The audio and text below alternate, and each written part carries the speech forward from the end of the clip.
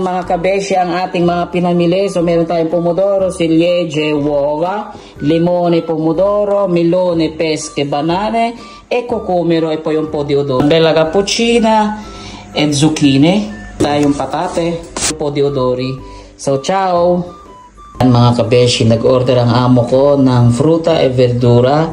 Costa 61.97. At ayan, dineliver dito sa bahay. Ayan, ang daming plastic oh. Pio, dai, aiutami a sistemare la roba. Sto usando, quasi tutta frutta e verdura. Aiutami, va bene? Pi? Dai. Ayan, dali na natin sa kusina.